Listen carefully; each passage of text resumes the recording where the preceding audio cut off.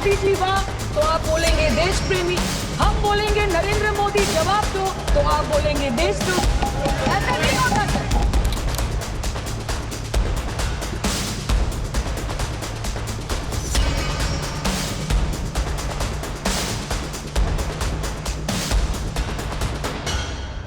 क्या वाकई में दोस्तों ममता की बागी सयोनी घोष देश के प्रधानमंत्री नरेंद्र मोदी से उसी पुराने अंदाज में भिड़ी, और अगर भिड़ी तो उनके तेवर कैसे रहे?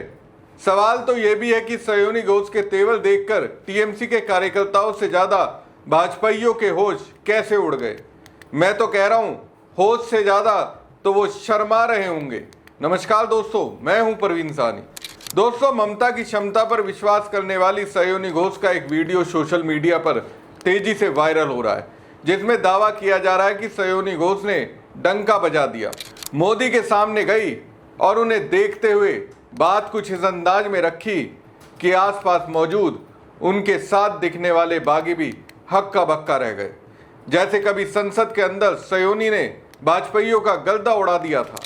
एक चुटकी सिंदूर की कीमत ये गद्दार पाकिस्तान और ये बुज़दिल आतंकवादी क्या जाने, पर नरेंद्र मोदी जी ये जानते थे और इसीलिए उन्होंने नाम रखा ऑपरेशन सिंदूर, जिसे सुन के सबकी भावनाएं जाग उठी और प्रधानमंत्री से हमारी उम्मीदें बहुत ज्यादा बढ़ गई। सर, हम बोलेंगे कि आपने घर में घुस के मारा तो आप बोलेंगे देश प्रेमी, हम पूछेंगे कि आतंकवादी कहां से आए तो आप बोलेंगे देशद्रोही, हम बोलेंगे वाह मोदी जी वाह तो आप बोलेंगे देश प्रेमी, हम बोलेंगे नरेंद्र मोदी जवाब दो तो आप बोलेंगे देशद्रोही। ऐसा नहीं होता सर, ऐसा नहीं होता। सही है सर, आपके और हमारे बोलने से कुछ जाता भी नहीं आता भी नहीं। आपने ईंट का जवाब ईंट से दिया, देश चाहता था कि आप ईंट का जवाब पत्थर से दें। पहले बोलते हैं कि पीओके हमारा है, लेके छोड़ेंगे, आज बोल रहे हैं डे वन से हम तो नॉन एस्केलेटर ही है। वो मारेंगे तो फिर हम मारेंगे, फिर वो मारेंगे, फिर हम मारेंगे, वो 2 मारेंगे हम 10 मारेंगे, वो 26 मारेंगे हम 100 मारेंगे। उरी होगा, बालाकोट होगा, पुलवामा होगा, उसके बाद और कोई अटैक होगा, फिर पहलगांव होगा, फिर ऑपरेशन सिंदूर होगा, सिलसिला चलता रहेगा, जान जाती रहेगी। राजनाथ जी कल बोल रहे थे सर के युद्ध उन्हीं के साथ होता है जो आपके बराबर हो। इसमें बराबरी की कोई बात नहीं है। श्री राम और रावण क्या बराबर के थे क्या? नहीं थे ना। धर्म पे अधर्म की बात होती है, न्याय पे अन्याय की बात होती है, ऐसे नहीं होता सर। वो कल बोल रहे थे कि आप छोटी छोटी चीजों को नजरअंदाज कीजिए, रिजल्ट क्या है वो देखिए, पेंसिल टूटा कि नहीं, परीक्षा हॉल में लेट पहुंचे कि नहीं, ये सब इम्पोर्टेंट नहीं है। अरे सर, यहाँ पे तो चाचा चौधरी ने पेपर लीक कर दिया ना, तो अभी आप फर्स्ट आए या लास्ट आए उससे क्या फर्क पड़ता है? तो बच्चे का स्कूल चल रहा है क्या? सर, हम भी सोचते हैं স্যার, কেউ যুদ্ধ চায় না স্যার, সবাই শান্তি চায়, কেউ রক্তক্ষরণ চায় না, ধ্বংসলীলা চায় না, সবাই সম্প্रीति চায়, उन्नति चाहे। हम भी सोचते हैं कि अगर जंग छिड़ी तो दुकानों का क्या होगा, हम भी सोचते हैं कि अगर जंग छिड़ी तो दुकानों का क्या होगा, बंदूकें तो बिक जाएंगी, गुलदस्तों का क्या होगा, हम भी सोचते हैं। But wasn't this the right time and the right opportunity to give Pakistan a befitting reply and let them know कि वजीर आजम आपके झंडे पे चांद है और हमारा झंडा चांद पे है। To let Pakistan know कि आप 1 किलो आटे के लिए आपस में लड़ते हैं और हम हर दिन गुरुद्वारे में पूरी और हलवा बांटा करते हैं। फर्क है ना सर? पर जवाब नहीं दे पाए। 28 बार अमेरिका के प्रेसिडेंट ने एक ही मैसेज दिया पूरे दुनिया को कि ट्रंप ने वॉर रुकवा दी पापा, कि ट्रंप ने वॉर रुकवा दी। शर्म करो। होम मिनिस्टर बोल रहे थे ना सर आज कि मानिक शाह जी ने बोला दैट भुट्टो मेड इंदिरा गांधी। पूरा देश बोल रहा है, पूरा विश्व बोल रहा है that Trump made Narendra Modi. ये बात है, That's a fact. Fact is the fact. কালকে প্রতিরক্ষা মন্ত্রী একটা শব্দ বলেনি এই বিষয়ে, विदेश मंत्री एक लाइन बोले नहीं हमारे साथ ट्रेड की कोई बात नहीं हुई है, बस और कुछ नहीं। मतलब रिस्क हम ले, ऑपरेशन हम करें और खीर चाचा चौधरी खा के चला जाए, इसी के लिए हम बैठे हैं यहाँ पे।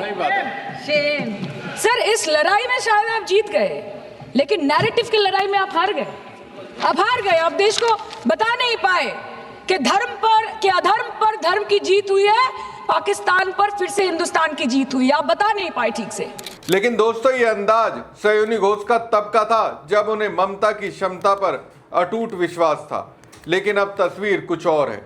अब मुस्कुराती हुई सयोनी घोष पीएम मोदी के साथ दिख रही हैं, जो कभी मोदी के नाम पर जूतम पेजार मचा देती थी, वही अब मोदी पर कुर्बान होती दिख रही हैं। इस मुस्कुराहट के पीछे क्या राज है, ये समझ से परे है, लेकिन इतना तो तय है कि वो मुस्कुरा रही हैं।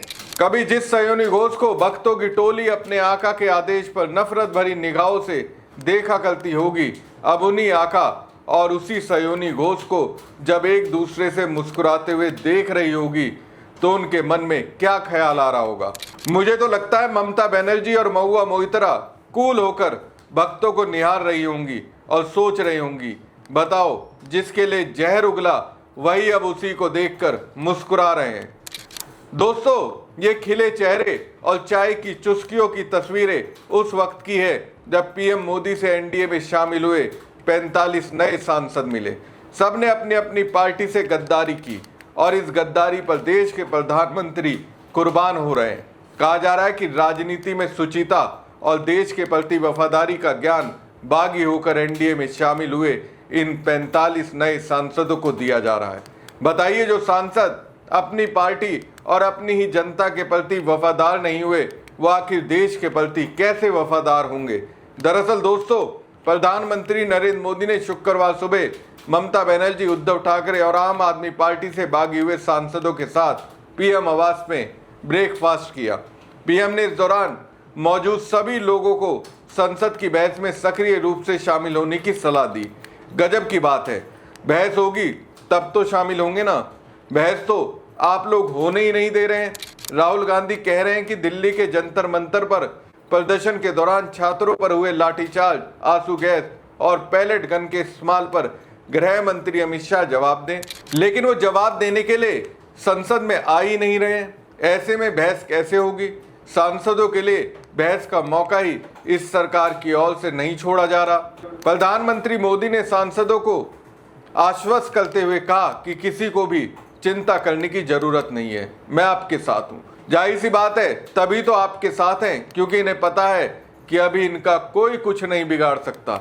बिगाड़ तो आप ही सकते थे, इसलिए तो आपके साथ आए। पीएम मोदी कह रहे हैं एनडीए एक परिवार है। क्या परिवार को जबरन बढ़ाया जाता है? क्या आपने कभी ऐसा सुना है? पीएम मोदी ने पीएम आवास में शिवसेना उद्धव ठाकरे गुट से आए हाल ही में शामिल हुए 6 सांसदों के साथ अलग बैठक भी की। तो दोस्तों, सयोनी घोष ने अपनी विचारधारा को गरम तेल की भट्टी में डाल दिया।